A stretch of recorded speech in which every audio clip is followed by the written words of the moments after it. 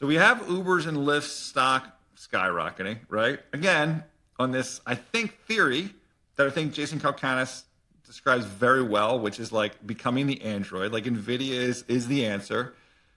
So if you're like Uber, I mean, obviously you can't put all your eggs in one basket. They have prior relationships, but like if now NVIDIA is going to deliver first half of 27, 28 markets in 28, 2 days later you sign a deal with Rivian.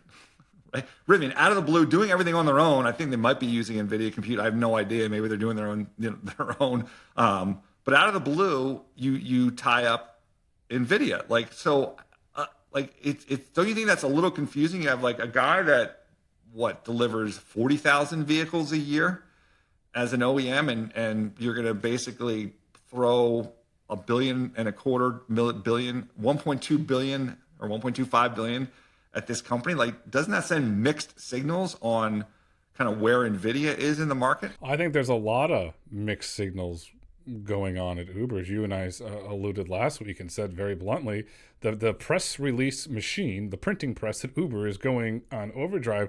The Rivian threw me for a loop because if you look at it, their sales are declining 14% year over year. And we're going to get into the fine print of the deal there. It seems to me that what's going on, because the R2, which they're going to use for the Robotaxi, has only done prototyping vehicles, no commercial sales yet. So what's going on? And not to mention, we don't have any update from VW on the winter testing. And why is the winter testing important? Because it unlocks $1 billion investment from VW into Rivian. We have no update on that.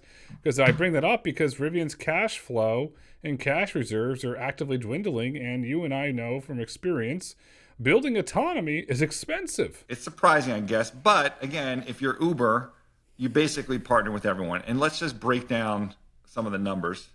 How many inspector hats am I going to be putting on during this podcast? This is literally part of my job. I shouldn't even have to be putting a hat on. I should be putting my analyst hat on. Look, the headline number was $1 billion, 1.25 billion.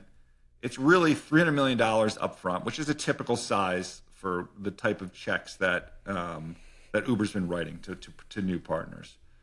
And then to get the additional 950, there's 4 milestone payments that you're basically proving autonomy is going to work. And like, I don't know, it feels like Rivian's almost at a standing start. When you hear Jensen talk about autonomy, he's like, oh, we've been working on this for 10 years. And like, they've been, to your point, like looking to license technologies. So I don't know how long Rivian's been working on this, but like all of a sudden they're going to just whip stuff out in the next couple of years. So obviously Uber's really putting 300 at risk as an equity payment, 4 milestone payments if they get autonomy to work. And then look, if it all works, they have and that's only for the 10,000 cars. I assume they have to pay for the 10,000 cars on top of the billion too, but who knows? Doesn't really matter. The next thing is the free option on the 40,000 cars. Even if everything goes well with Rivian, like we're 2 years from now, Rivian's gotten their $1.25 billion. But at that point, Uber's like, oh, I love Nuro. Nuro's doing great. Maybe we just buy Nuro. But they don't necessarily have to buy the 40,000. And let's say they like Rivian. They don't even have to buy them on their own. They can obviously have someone else buy them for them. And again, just to put the 300 million in perspective, this is like 0.2% of the enterprise value of Uber. It's less than 3% of the free cash flow. So 300 million, it's a nice number. It's validating. But it's like, okay, if you're Uber, you're placing your bets, you're making sure that the market knows that you're trying to develop alternatives, I think, to Waymo and Tesla.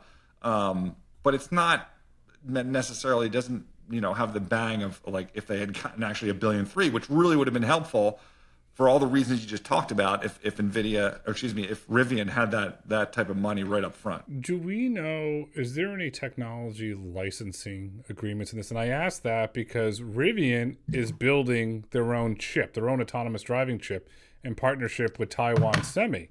So you do a deal with NVIDIA, and then if you did a deal with Rivian, you're getting chip technology. So I have to ask that. Do we know, is there any technology licensing involved in this deal at all? Most of the things in the 8K were redacted, just, coming up with those 4 milestone payment issues, which is frankly, not that advanced.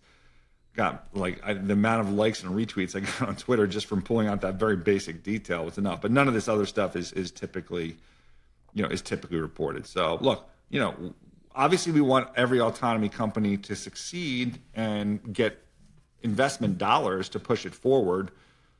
Clearly, not every one of Uber's partners is going to, survive the next 5 years. The more it fragments, I think the tougher that gets. I mean, we can say that there's not exclusives with certain OEMs, but like the end of the day, like how many tech stack partners does an OEM really want to take on? So a lot of interesting dynamics. I'm not sure like how many more how many more tech stack companies out there are there, Grayson, for Uber to write a $300 million check to?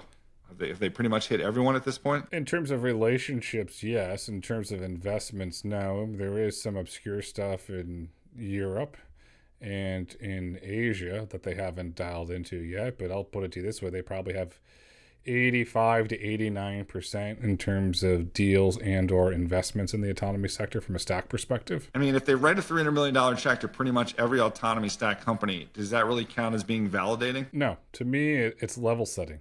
You're just getting a seat at the table.